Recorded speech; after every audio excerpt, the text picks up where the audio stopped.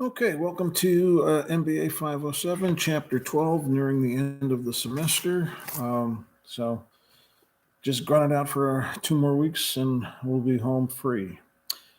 Chapter 12, determining the financing mix. As you may well guess by this point in time, the financing mix is how much of our financing are we going to do via a debt financing, issuing bonds or borrowing from a bank, and how much financing we're going to get from owners' investments and contributions. So the chapter focuses on useful aids for the financial manager, and some of the tools we'll be talking about the different types of risk, volatility, break-even analysis, behavior of cost in that, variable cost, fixed cost, talking about operating leverage, financial leverage, and some of the factors that go into the financial manager's decision making, whether to take on debt or not. Maybe touch on some of the academic research is also in the chapter there. Okay, let me just get through my notes here. Okay, no. All right. Keep that book there handy. All right, first thing I'll look at, read the introduction to the chapter. They give you an example, real life example here. You see some Heineken beer there, and talk about a computer chip maker in the introduction. First thing of note is figure 12-1 on page 399. It shows the linkage between the cost of capital, the firm's asset structure, and its capital structure. Again, assets have to be financed. That's the accounting equation. Assets equal liabilities plus equity. So more or less, another way of looking at the accounting equation is to say that assets can be obtained one of two ways, either through the incursion of a liability, that is taking on debt, or by owners' contribution and investment. All right. Over on the bottom of page 400, they say there are three separate sources of volatility, and volatility is risk, to the firm's income, cash flows, income streams. And one is the choice of business line. That's the business risk, okay? The variation in firm's earning that arises out of the natural habitat environment that the company operates in. Is it in a safe, steady industry? Groceries, in the highlights I mentioned groceries, pharmaceuticals. Whether times are good or times are lean in the overall economy, people have to take their medicine, they have to eat, as opposed to restaurants and going on vacation that are more dependent on having gainful employment and some disposable income. One is, a company that is an industry that is low risk is some company that provides the essentials for life. Ones that are on the riskier side, moderate to high risk, would be the ones that are dependent on your wants and desires, not your necessities. The second one is the operating risk. Okay, so volatility in the driven by the mix of fixed cost and variable cost within the firm. Okay, operating risk. We'll talk about this a little bit later on when we're talking about the break-even analysis. The companies that have a high fixed cost are a little bit riskier. They're in a riskier position because they have a large amount of cost to recover before they start turning a dollar of profit. Whereas a company that has low fixed cost, again, it's a less of a barrier, so you have more competition. But you can pass off the cost of the producing. Your product is basically your labor and material costs, a little bit of overhead, excuse me. The third factor is the financial risk factor, which is how much of risk is driven by the presence of fixed finance costs. That is bond interest or loan interest, debt, dividend, which is varied, can control that to some degree.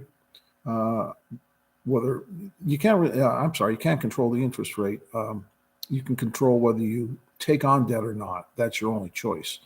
But once you take it on, you're committed to whatever the market rates of interest are at the time you take it on. Whereas dividends are at the discretion of the board of directors. If the company is having bad cash flow or not sufficient income, or they don't have retained earnings from prior periods, they don't have to pay a dividend. Dividends are optional. On page 401, they list 4 basic determinants of a firm's business risk. And that's the first one we just spoke about. And that would be the stability of the domestic economy, the exposure to and stability of foreign economies, sensitivity to the business cycle, and fourthly, competitive pressures within the firm's industry. So all those are just the headings. You can read there's a paragraph on each of those on page 401. I'm going to get a throat lozenge. I'll be right back.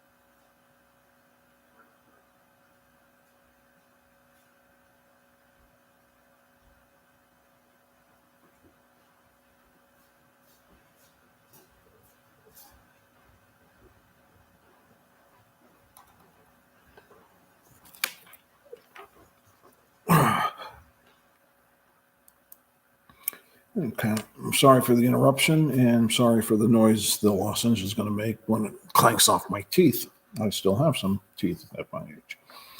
Okay, break-even analysis. This is a tool anybody who had managerial or cost accounting may be familiar with. And before we get into that, I'll just do a little review back on what is meant by fixed cost and variable cost. Fixed costs are those costs that do not change in relation to a company's level of sales or level of production. That is, they're fixed, as the name implies. Accountants, being very rational, reasonable people, give names that are somewhat indicative of what the thing is. That would be like depreciation on your building, your real estate taxes on your building. The depreciation, as long as you're not using units of production method of depreciation, those costs would be what they are, regardless whether your sales are 1 million units or 2 million units or, $1 million or $2 million. They stay the same. Your rent, if you're renting a building or a business location. On the other hand, variable costs are those costs that go up directly with the level of sales. Think of cost of goods sold. If you're selling more inventory, let's say we're selling sneakers. Well, if we sell 100 sneakers and we paid, or 100 pair of sneakers, and let's keep it simple, pay $1 a pair for them, and we move up, we sell them for $200, double the price. The cost of goods sold would be $100. If we double our sales to $400, then we'd sell 200 pairs of sneakers. It costs us $200. So as the sales go up, we sell more units. So the cost per unit is fixed, but the total cost varies. The more we sell, the more we have to buy from our manufacturer, or the more we have to manufacture. So that's a a nice relationship, and you'll see why shortly, with fixed cost. The total cost is fixed, but as production goes up or sales go up, fixed cost per unit goes down with each and every unit sold. So it's an inverse relationship. Variable costs, on the other hand, the total costs go up directly as volume goes up, the level of sales go up or production, but the cost per unit for variable cost is constant. It doesn't change. Okay.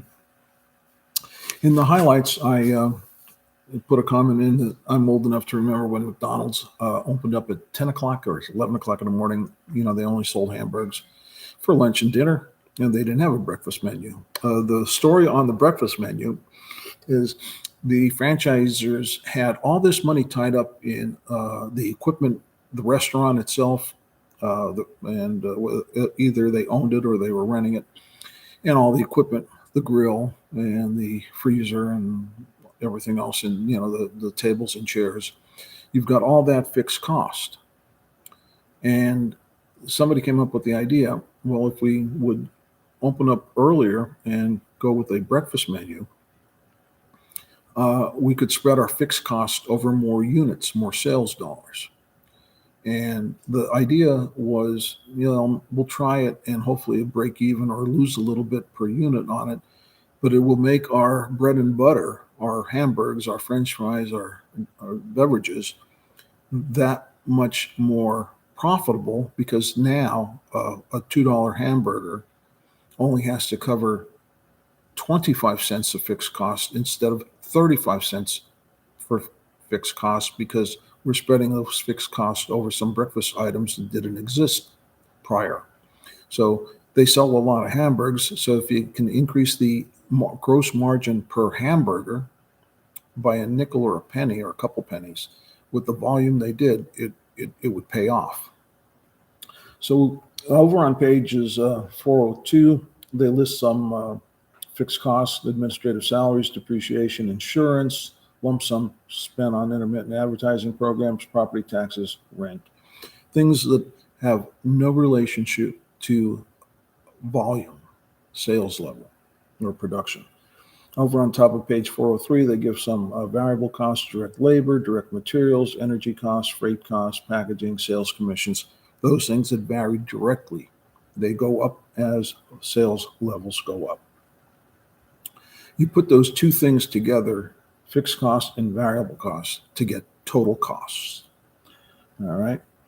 And they show that graphically on the bottom of page 402 with the lines. Total cost being the purple line at the top. Fixed cost, you can see, is a straight line parallel to the horizontal axis, and the variable cost, the green line, starts at the origin of zero and increases on a predictable linear pattern as sales production increase. Okay, so over on the bottom of page 403, there's also a third way to look at costs, and these are the step variable costs, or what they call semi-fixed. That is, if you need, this is more for manufacturing. I would not hazard a guess. I know it is. If you're at 100% capacity and your business is growing, to increase production, increase sales, you're going to have to expand the plant or build another plant. So your fixed costs are going to go way up. Another example would be let's say some type of professional, myself. I can do so many tax returns a day. Okay. To take on more clients, to increase my revenue, increase my income, I'd have to hire an assistant to help me. And that person would come in at, $50,000 a year or $100,000 a year, whatever we negotiate. That's a fixed cost. But it's a stepped fixed cost. I can do without it up until what they call within a relevant range. Turn my hand that way. There we go. So within that range, you've got fixed costs, and then if you go up a range, they bump up. And you can look at it. It goes like a staircase. It goes linear, horizontal, parallel to the horizontal axis. Then it jumps up, and it stays at that level in that relevant range, and so on and so forth. Whereas the variable cost would be a continual slope from left to right upwards. So there's a couple different other ways costs can vary. In fact, I was in a discussion with another CPA that I golf with. I'm talking about costs at our country club, and I said, well, there's 17 different ways to look at costs. And he said, how many? I said 17. He said, how do you know? I said, well, I teach it. And his argument was to spur new members, we were giving deals to anybody who joined the current year that they would get they wouldn't have to pay for a cart when they used a cart, or they got a reduced rate. And he said, that's not fair to older members who've been here longer. And I said, John, that doesn't really affect, that's, getting back to our incremental cost. It doesn't increase or decrease our costs. Our costs with those carts are fixed. The gasoline, because they're on lease or they're owned and depreciated, the gasoline that goes into the carts is variable, but the carts themselves, so you give it away for free.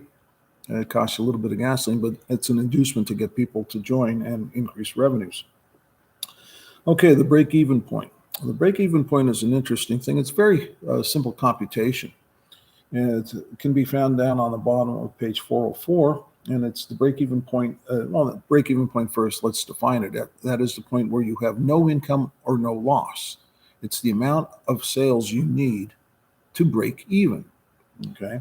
So what it is the total fixed cost divided by the sales price per unit less the variable cost per unit. Okay. Again, think about every time you sell a whatever product you're selling or service, some of that has to go towards capturing fixed cost, and some of it has to go towards recapturing your variable cost. And if you want, and here's where this break-even analysis gets even more handier. That's great English. You can throw in a desired level of profit and treat that as a fixed cost, and then you can see what level of sales you'd have to reach to attain that level of profitability. Excuse me. So they run you through a couple examples in the textbook there, and it's kind of interesting. The important thing is to know that it exists and how to use it and what it tells you. It can be either the number of units you have to sell or the number of sales dollars you have to reach. Okay. And it tells you how much you have to do to recoup all your cost, your fixed cost. Is a big component of that. Analyzing can you do it? Analyzing the break-even sales level. They give you a couple examples there you can work through, see if you can solve them. And I believe, hopefully, I have one at the end of the chapter for you to test your ability. Operating leverage. Operating leverage is when you're going to use debt financing, leverage your sales up. It's like in physics, a lever. Here, I got a little rule here. It's a lever. You've got the fulcrum point, and you lift it up by borrowing. To increase, you'd have to get more assets, either inventory to sell or machinery to produce more units to sell and increase revenues, increase sales. Well, how do you do it? Well, you can get more owners to chip in more, invest more money, or you can go out and borrow some. And we'll talk about the pros and cons of each one of those shortly.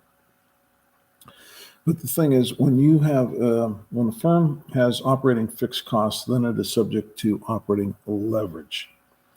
And in a highly leveraged firm, and again, I get a kick out of that. I think I mentioned in the highlights, what firm doesn't have fixed operating costs? I try to think of some, and I'm sure there are some out there, but none came to mind very quickly. Okay. Um, You'd have to have a business that doesn't have a permanent location or any equipment. And it's just purely a service type thing. So, you know, some type of personal care work, but again, not having any assets because if once you have depreciation, it's a fixed cost. That means you have a lot more debt than equity financing. They will see their income rise sharply when their sale rises. Okay, you get more bang for the buck. By contrast, firms that are low have a lower level of debt, lower leverage, will see a less rise in their incomes when their sales rise. And you can look at the tables they give us here on page 407, table 2, table 3, 12-2 and 12-3. They show what happens in 12.2. We have the base sales of $300,000 and you have the variable costs of 180. And again, the variable costs will increase as sales increase up to 360, but on a constant per unit basis. So what does that give you? A revenue before fixed costs of 120. And if the sales are reached at 360 and the variable costs are at 212, you go to 144. So you get a bigger increase in income than you get percentage-wise, and you get a percentage increase in sales revenue. Then they take out the fixed cost. In both scenarios, it's the same $100,000, and you can see sales went up $60,000, and the impact on earnings before income, interest, and taxes went from $20,000 to $44,000. So for a little bit of leverage, you have a percentage change of 20% in sales increase, gives you a 120% increase in earnings before interest and taxes. And they say they're analyzing the effects. Down on the bottom of page 407, table 12.3, they show base again, sales going down now. Okay. Up the top, 12.2, it was a 20% increase in revenue and 120% increase in income. On the bottom page of page 407, table 12-3, they show the impact, the negative on the downside. A 20% decrease in sales results in a 120% decrease in revenues. You go from the base of 300,000 with a total variable cost of 180, gives you revenue before fixed cost or gross profit of 120, take out the fixed cost, and you have 20,000. If there's a 20% drop, revenues go down to 240. There's a corresponding drop in the total variable costs to 144, gives you 96,000 revenue, gross revenue, and then take out the fixed cost of 100, and you have a $4,000 net operating loss. So leverage works both ways. It can accelerate your earnings. It can also accelerate your losses depending on whether your revenues are going up or down. Okay. Financial leverage on middle of page 408. That results from the firm's use of sources of financing that require a fixed rate of return. Primary example of such a form of financing is a fixed interest rate on debt, whereby the firm must pay the predetermined interest rate and principal on specific dates and at a specific rate. Okay. So the decision to use debt or preferred stock in a financial structure of the corporation means those that own common shares of the firm are exposed to financial risk. All right. The responsiveness of the earnings per share. Now, when you increase, again, going back to our basics of the accounting equation, two ways you can obtain assets, finance assets, by debt or by owners' contributions, investment.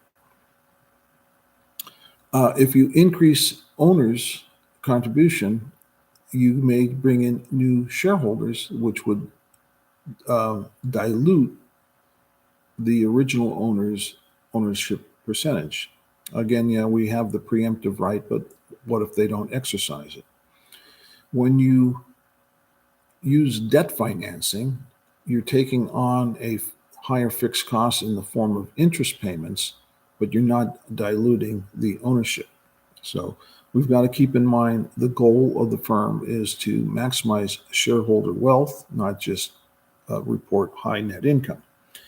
Over on page 409, in table 12.4, they give us three scenarios there: capital structure, zero debt, it's all common equity. Okay, so 200,000 in assets and 200,000 in equity.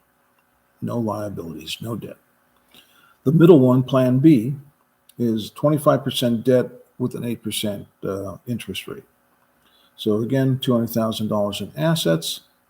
1/4 would be 50,000 in debt and 150,000 in equity.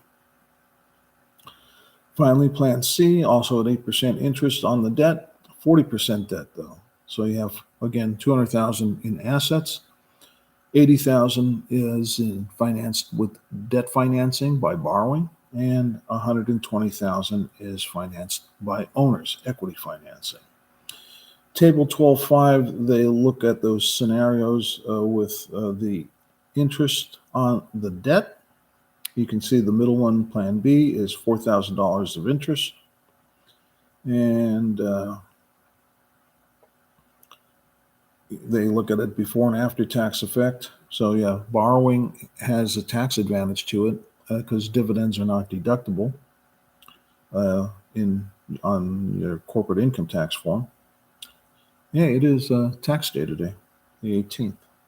And the plan C, they have $6,400 of debt before taxes. Again, net of the tax effect in the third column over, actually fourth column over. And you look at the effect it has earnings per share, okay? Because again, as you take on more debt and you hold the assets constant at $200,000, less and less ownership, less and less equity in the firm. So they show that relationship in figure 12.4 on the top of page 410 with the earnings before interest and taxes in the middle, and the earnings per share on the right side, and the sales on the left side. And they're looking at the percentages there, operating leverage and financial leverage on the left and right side, respectively. Okay. What's the thing? We'll come back. Okay, in which one? In plan, let's see. Okay. The firm is employing, I guess, plan C, financial leverage and exposing its owners to financial risk when the following situation exists. The percentage change in earnings per share divided by the percentage change in earnings before income, interest, and taxes is greater than 1. That's when you have more risk to the owners. And again, more risk. What's one of our fundamental principles? More risk requires more return. So if the owners are going to be exposed to more risk, they want to get a better than average or a better return than it would for an identical company that is financed more with equity than with debt.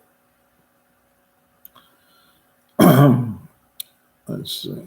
And there in the next section, they talk about combined or total leverage. You can read through that. And they give you an example over in table 12.6 on the top of page 411. And again, it's the $300,000 and the 20% increase. And you can follow down those, basically a comparison there of the base level and the increase at 20%. And see what happens with the fixed costs are still 100,000 in both scenarios, and the earnings before interest and taxes, what it was before, 20,000 and 44,000. Then you take out the interest expense, take out the earnings before taxes, then you take out the taxes, and you get the net income. And actually better off than the 120% increase in gross margin. When you get to the net margin, it goes up even higher. And that's what leveraging is. Leverage is you're pushing up, you're taking a risk, taking on additional debt to increase sales. And if you're right on your calculations, you will more than pay, you'll have more than enough to pay the interest and the loan and the principal of the loan back, and your sales will increase faster, or your income will increase, earnings income will increase faster than the rate of your revenues are increasing. Capital structure theory. Okay, now there's a difference here between financial structure and capital structure. Be clear on those two things. The financial structure is the mix of all funding source, whether it's liability or debt or equity financing. Capital structure is the mix of interest-bearing short-term and long-term debt plus equity funds used by the firm. Okay. About a third of the way down on page 413, you could see the non-interest-bearing liabilities. Those are your accounts payable, short-term debt that doesn't carry any interest. Accrued expenses, again, you're getting the use of someone's labor or whatever their product, your raw materials. You're buying them on credit, but it has no interest rate attached to it, as opposed to a business that doesn't have credit would have to go out to buy the same raw materials that you just bought, would have to go get a bank loan at 3, 4, 5, 6%, whatever. It would have an interest rate. Well, then it would be kicked over into the capital structure, okay, not just the financial structure. Also, when you're looking at this, the two things that are in the bold, about 2/3 of the way down, page 413, keep in mind that it's the debt maturity composition. When is that debt coming due? Okay, what mix of short-term and long-term debt should the firm use? Long-term debt is going out farther into the future. There's more uncertainty, so you usually pay a higher rate of interest than you would with short-term debt. Now, there are times in our history, and it wasn't that long ago, where, in fact, you look at the opposite side of that, people paying interest, people getting interest when they buy the bonds, the benchmark U.S. Treasury issues. The longer term on the bonds usually give a higher yield rate. Sometimes that reverses, and it did a few years back, which they call an inverted yield curve, which a lot of economists say is a harbinger of a recession or an economic downturn on the horizon. And it didn't happen last time. And I theorized the reason it didn't happen is because the rates were so close. The 30-day rate was like 1.7%, and the 10-year rate was like 1.8, and the 30-year rate was like 1.9%. So the rates were very close. And even though the yield curve got inverted and the short-term rates were higher than the mid and long-term rates, I didn't get concerned, because I said it's really not a good measure when the rates are that close. When the rates are spread out a little bit, more room between short-term, mid-term, and long-term rates, that rule may be, it's not a rule, I guess it's an axiom or a corollary, that it would be a good predictor of a recession coming. Okay. Of course, the rates have been artificially low until this last month's March's Federal Reserve meeting, and they raised them, and they're going to keep raising them as long as inflation is hanging around to try and cool off the inflation. So you not only have the maturity horizon, how much is long-term, short-term, and what mix of debt and equity is in the mix. Okay. The problem with you have the rule of thumb is you should finance assets with a loan, if you're going to do debt financing, with a loan that is comparable to the life of the asset or the project. In other words, if you're going to be building a factory, you don't want to do it with short-term rates. You want to do it with a long, 15-year loan. If you're looking to just get some operating cash to make payroll next month or to take advantage of a supplier's overstock and give you a deal on some inventory you're going to sell quickly. A 5-year loan inventory should be turned over several times a year. You can buy get some short-term loans to buy inventory to take advantage of a deal when your supplier is overstocked. Hopefully the discount on the overstock due to the overstock will be more than the interest rate you're paying on the loan. And then again, short term, you're going to sell that inventory, or if you're going to use if it's raw materials, make the product and sell them and convert that into cash to liquidate the loan, the short-term loan. So make sure you match up the terms with the project, the length of the project or the life of the asset. All right. The next couple pages have to do a lot with theoretical look at the capital structure. And they note Nobel Prize-winning economist Franco Modigliani and Merton Miller. They refer to them as M&M after this. And I always love these economists because look what they say. Key assumptions underlying the independence proposition. And they're saying, it doesn't matter what the firm's capital structure is, shouldn't impact the value of the firm. And they show that graphically with the pie charts on the bottom of page 415. And I think we know that that's not exactly true. Why would I want to buy? I'm looking at those companies. I'd rather be in financing mix B with more common stock. Again, it depends on what type of industry it is and how the economy is doing, because financing mix A with 70% bonds and 30% common stock financing, you're highly leveraged.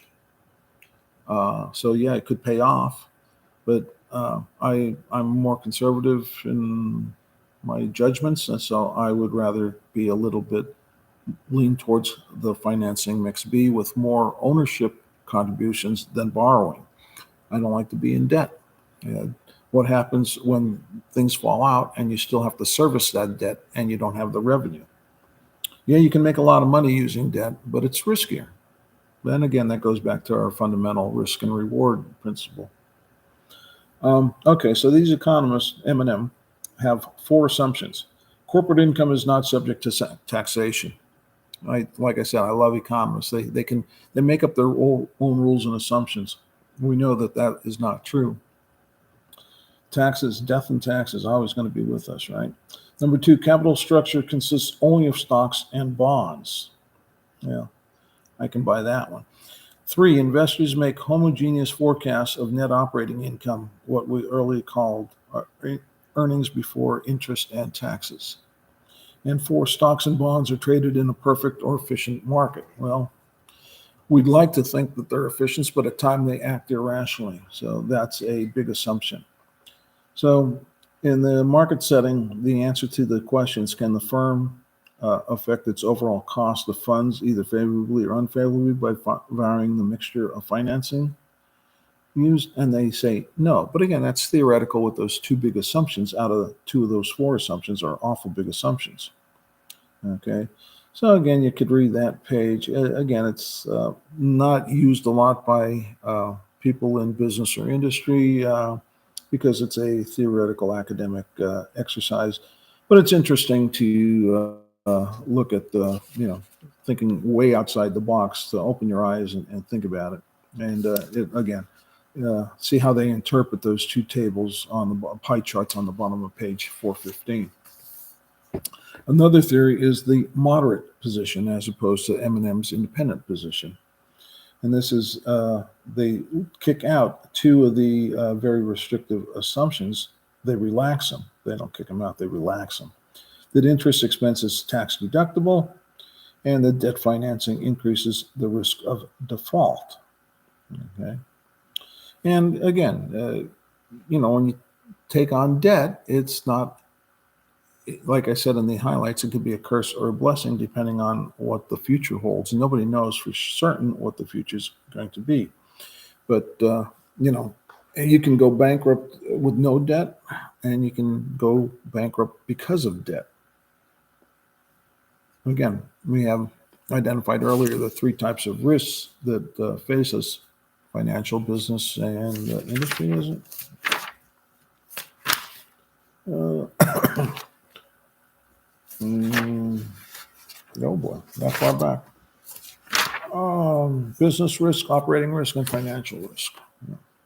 So you can reduce the financial risk a little bit if you avoid debt. Again, they give us table 8 up the top of 417.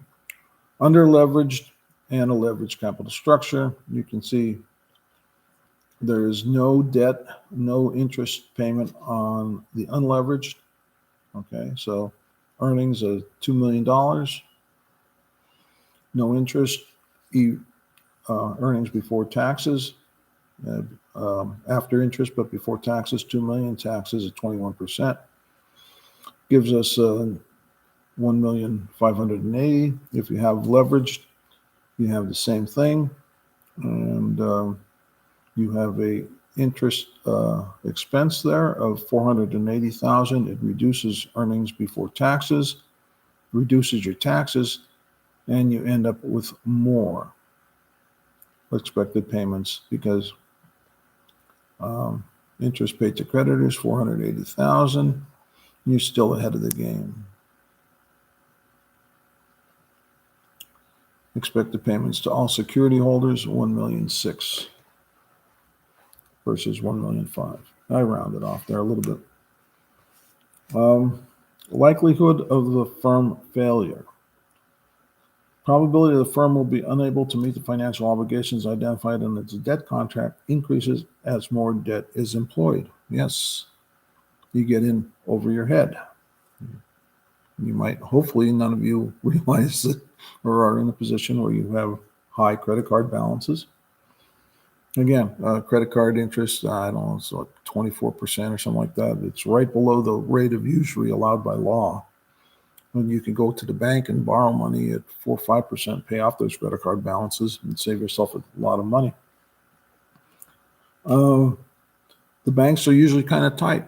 After you're extended so much, they will either raise the rate on you or stop lending you money. If you can't operate, don't have enough money to operate on, your chances of defaulting, going bankrupt, are increased. Common sense. Saucer-shaped cost of capital curve. You can see the cost of equity is steeper than the cost of debt. Why? Well, debt is tax deductible. And then the weighted cost of capital falls in between them on figure 12.7. The blue being the equity, the green being the debt cost of equity and debt financing respectively, and the red one falling in between, the weighted average between them. And again, the curve of that red line would be dependent on the percentage of debt financing versus equity financing. Excuse me. Okay, debt capacity is the maximum amount that a firm can take on in the form of debt. Again, banks aren't going to loan you $500,000 to buy a $500,000 house. They want you to have some money in the game. Usually right now, I believe it's 20%, 25% down. Again, there's exceptions to that with the FHA financing and veterans financing and all those other good things. But again, they do that to protect themselves. Very rarely will they give you 100% financing. How much debt capacity does a company or an individual have? Well, it depends on the assets they have to pledge or make the possible recourse for the lender if there's a default, and their ability to generate cash flows to service that debt, both interest and principal payments. All right. Firm value and agency costs. This is interesting.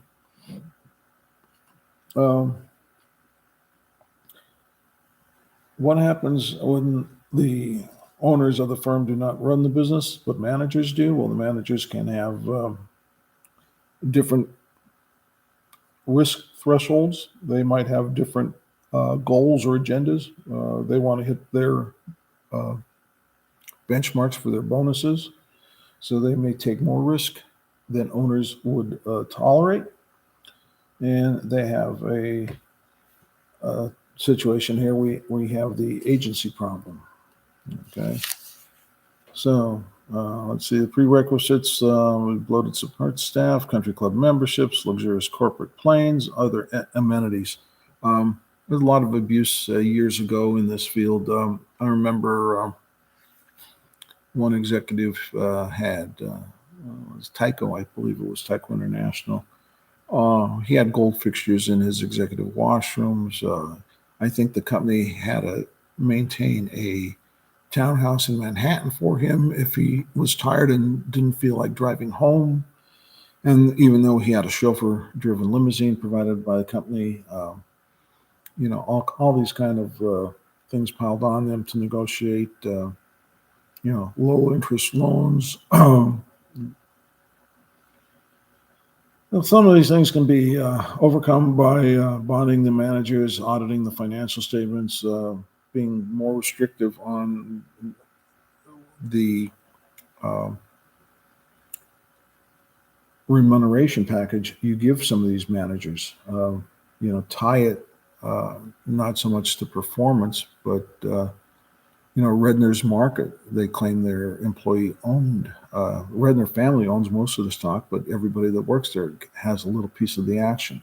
Everybody there is an owner. So you won't see a whole lot of abuses because it's going to reduce the amount available for distribution to owners. It's going to reduce the amount available to expand the company.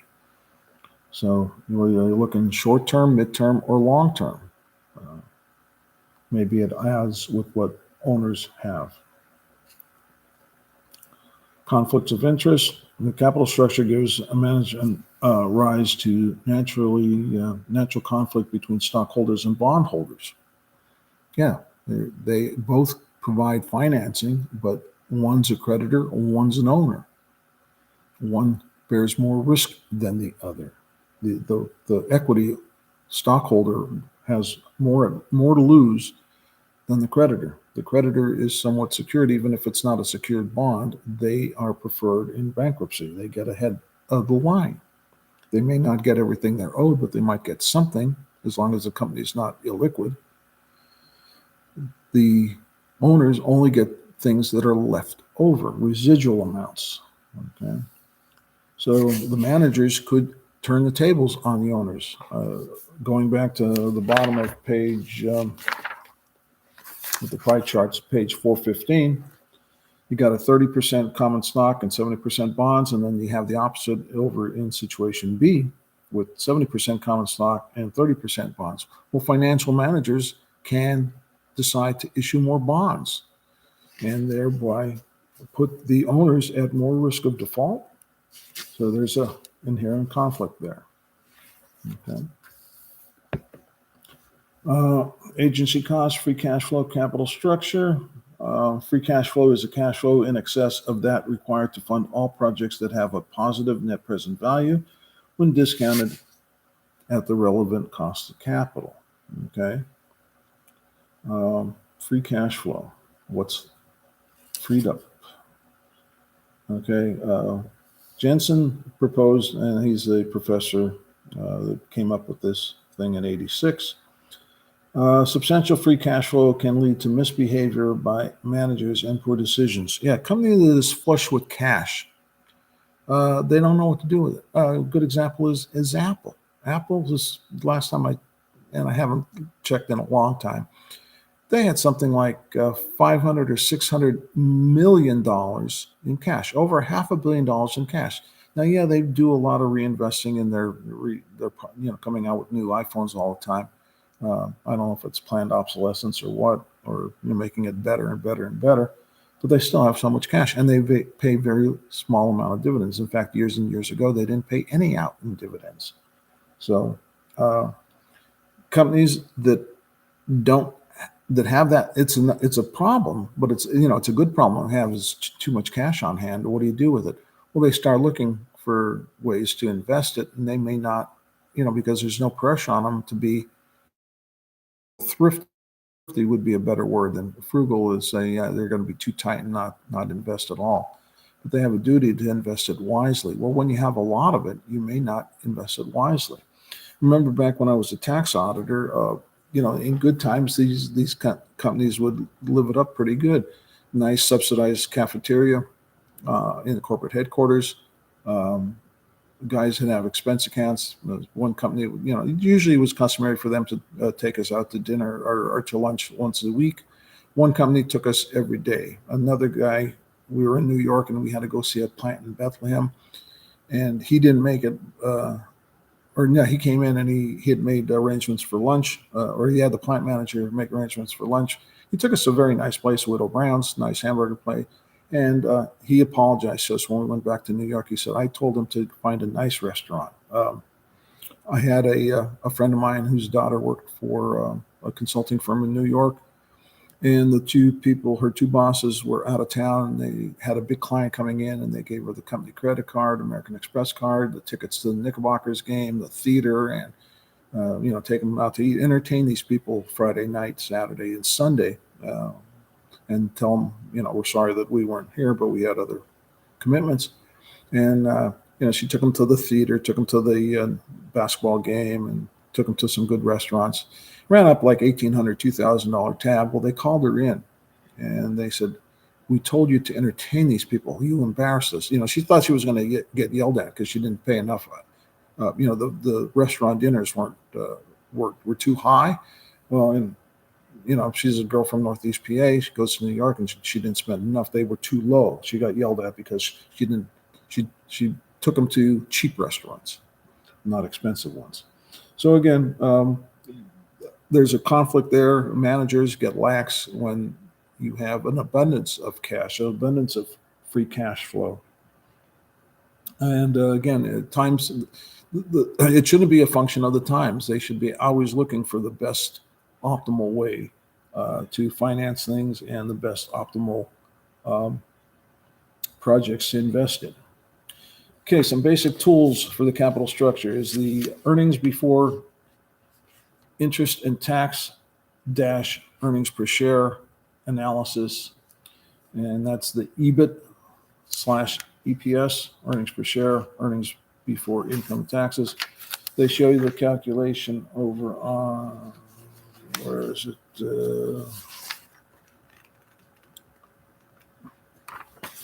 The bottom of page 423. I guess it's exhibit 12-7. The indifference point for the EBIT EPS is the level of earnings before interest and taxes that will equate the earnings per share between the two different financing plans. Okay, they show it graphically in figure 12.9, where the lines intersect, the red line and the blue line, and one for common stock, one for bonds. And you can look at the variations. They have a same thing in the table on 12.9, but with numbers, part A, part B, and it all falls out. Again, it's only a one tool at management's fingertips. The other tools they can use would be the financial ratios we saw earlier. In this case, you'd be concentrating on the debt, the leverage ratios and the debt coverage ratios, times earnings earned, things like that. And you can do it on a targeted amount. You can do it on industry averages, industry norms. You can do it year to year to year. And again, interest rates vary, so you'd have to be cranking a lot of numbers out. Okay. Balance sheet leverage ratios, use of debt capital leverage or debt capital versus total or equity capital. Do you want to be? How leveraged do you want to be? How leveraged can you afford to be? Again, we saw leverage is useful. Debt is useful at times, but don't get addicted to it and don't be careless with it. Okay. Finally, I think we're at the end here. They touch on about 10 factors that financial managers look at. 2, 3, 4, 5, 6, 7, 8, 9, 10. Once things I guess you could call these qualitative things other than quantitative. Quantitative would be the earnings before interest and taxes compared to the earnings per share numbers, the break-even analysis. Those are quantitative numbers-based things. There are some that are qualitative, and those things would be like your financial flexibility. Okay, how can you raise funds? Can you go in the bond market? What's your bond rating? What's it going to cost you? Do you have to go to a bank? Again, remember the bonds are a way to circumvent the bank. The bank is the middleman. Okay, you're going to go right to the people that have excess funds, and instead of putting them in the bank, and they're going to get 2%, you offer them 3%. The bank was going to charge you 4%. So it's a win for you and a win for the investor. The only party that's hurt is the bank. They're left out because, the bank has to make a 2% here and there for the service that they're providing. But if you're big enough and you got a good enough credit rating, you can go right into the bond market and go right to the people that have excess funds available, the investors, and have them invest in your debt. They get a little higher interest rate, you get a little lower interest rate. It's a win-win for you and them. Like I said, the only party that loses out on the deal is the bank. Your credit rating, okay? If you remember the chapter in bonds, the rating system that they have, and they've changed from over the years. The higher the rating, the investment grade bonds, you pay a lower rate. If you're considered a junk bond, you have to pay a higher interest rate. Same thing with the bank. The bank's going to look at your financial statements and your past history, repayment history, your credit rating, and they're going to work either higher or lower depending on the facts they see. Insufficient internal funds. Okay, so if you're forced to go out, the cheapest way to finance is with retained earnings. Keep the earnings in the firm and plow them back, reinvest them, because you don't have to pay any interest on it. Okay, no flotation costs associated with it. It's the cheapest way there is to finance. Well, if you don't have it, then you have to go outside. Either go outside to sell bonds, debt equity, or debt, or go with equity financing, getting new owners, which again will delete current owners percentage. The level of interest rates. Interest rates are heading up, but they're still relatively low. Over my lifetime, I've seen interest rates on mortgages as high as 17.25%. How do I know that? I had one. I've had 12%. I had 10%, 8%. Right now, I'm almost done with my mortgage. I think I'm at 2 7/8. So rates vary. You borrow more when the rates are lower? Yeah, it makes sense. You could refinance when the rates are lower, definitely. Tax savings on interest. Yeah, don't just look at the rate, look at the net rate after tax rate. Of course, now with the Tax Cut and Job Acts of 2017, corporate rate is a flat 21%. But again, that is subject to change maybe going forward, especially with the inflationary pressures. If your budget is tight, can you imagine what the inflation is doing to the government's budget? Of course, they don't care. They can just print more money, but they're paying more for gas, and they have a lot of vehicles out there. They're paying more for heat and all their buildings they have. So they're in the same boat we are, except we can't give ourselves a raise. They can. They can raise taxes and they can print money. Transaction costs and fee. Again, it costs money to sell bonds. You have to have them registered if you're selling, unless it's a private placement. Same thing with stock. You're selling to the general public. You have to be registered with the SEC. You have to get an audit. It's no cheap thing. You have to get them printed up. You have to get them sold through an underwriter. We saw that in chapter 2 or 3. So yeah, all these ways of financing come with costs. And then we look at comparable firm debt levels. Where do we stand compared to our competitors? Are they higher leveraged or are we higher leveraged? Depending on what the market is doing, we might be better off being highly leveraged, or if the market is declining or contracting, we are in trouble if we're highly leveraged. Bankruptcy distress costs. The more debt a firm has used in the past, the higher likelihood is it will file bankruptcy or go into receivership. And again, that damages not only the financial aspects of the firm, but the reputation of the firm. People won't want to deal with you. Am I going to be able to get service on the product? Are you going to be here if I need you in the future? Not if you're going bankrupt. And again, that trickles down to the customer and supplier discomfort. If they know that you're having financial difficulties, they're going to want to be paid cash. They won't extend you credit. Again, people may shy away from you, thinking you're going to be out of business in the near or mid-term future, and that would have a negative impact on your operations. Okay, that about wraps it up for chapter 12.